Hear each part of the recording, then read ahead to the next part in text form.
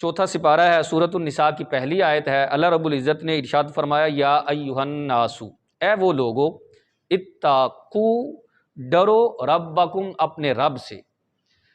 کون سا رب؟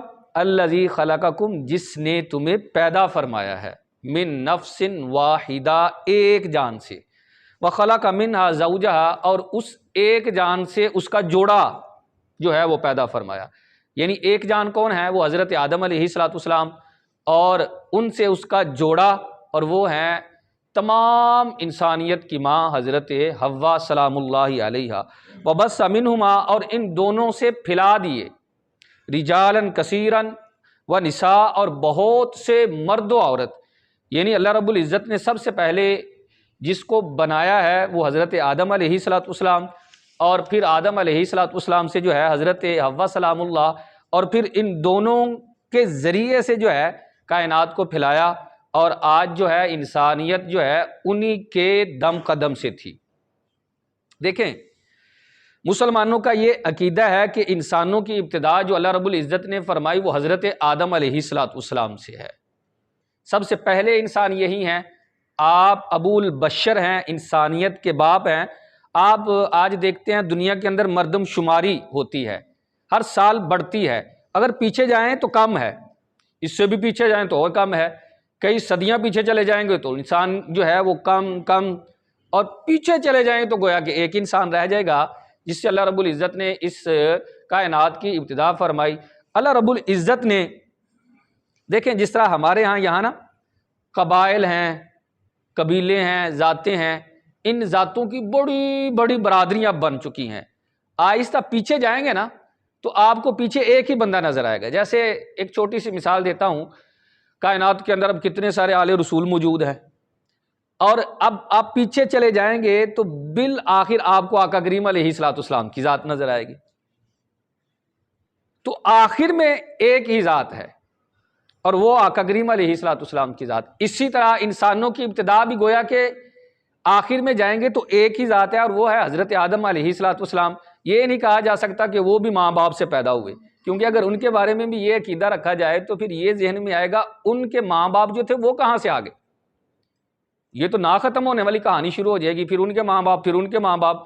تو لہٰذا اللہ رب العزت نے سب سے پہلے جو بنایا وہ حضرت آدم علیہ السلام کو، اور حضرت آدم علیہ السلام جو ہے ان کی پیدائش جو ہے وہ مٹی اور دیگر اجزاء سے بنی۔ پھر حضرت آدم علیہ السلام جو ہے آرام فرما رہے تھے تو آپ کی پسلی سے اللہ رب العزت نے حضرت حوا سلام اللہ علیہا کو نکالا۔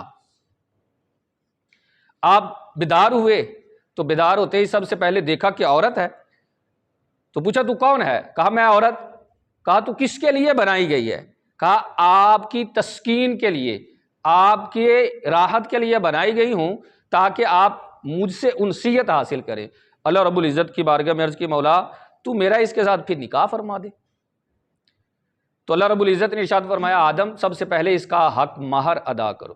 آپ سمجھتے ہیں نکاح کے اندر حق مہر ہوتا ہے، تو آدم علیہ السلام نے آگے سے عرض کیا اے اللہ رب العزت مجھے ارشاد فرمایا جائے کہ اس یعنی حضرت حوا کا حق مہر کیا ہے؟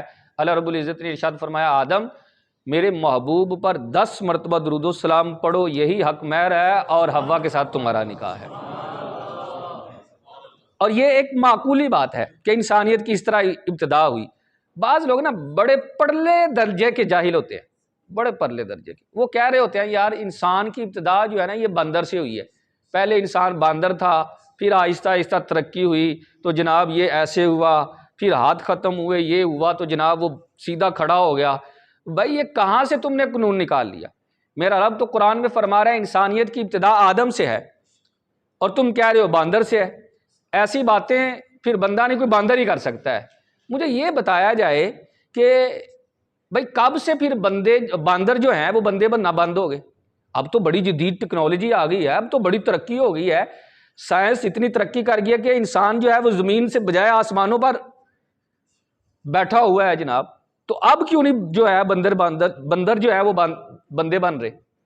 اب نہیں بن رہے یار، کب سے یہ بند ہو گئے ہیں؟ تو یہ ساری حماقتیں ہیں، اور ان حماقتوں کے پیچھے نہیں جانا۔ ہم نے کلمہ اللہ کے رسول کا پڑھا ہے، اور رب کی ذات کو تسلیم کیا ہے، ہم نے قرآن کی بات ماننی ہے۔ اللہ رب العزت کے محبوب علیہ الصلوۃ والسلام نے بھی گویا کہ اسی چیز کو بیان فرمایا۔ یہ انسانیت کی ابتدا اس طرح ہوئی ہے کہ سب سے پہلے آدم اور پھر حضرت حوا، پھر نکاح ہوا، تو ہر حمل کے اندر 2 بچے پیدا ہوتے تھے، ایک بچی اور ایک بچہ، اور اگلے حمل والے کے ساتھ جو بعد میں پیدا ہوتے تھے آپس میں ان دونوں کا نکاح ہوتا تھا۔ آدم علیہ الصلوۃ والسلام کی شریعت میں گویا کہ بہن بھائی کا نکاح جائز تھا، لیکن جو اس کے ساتھ اسی حمل میں جو پیدا ہوئی ہے ان کا آپس میں نکاح یہ ناجائز تھا، دوسرے کے ساتھ گویا کہ جائز تھا۔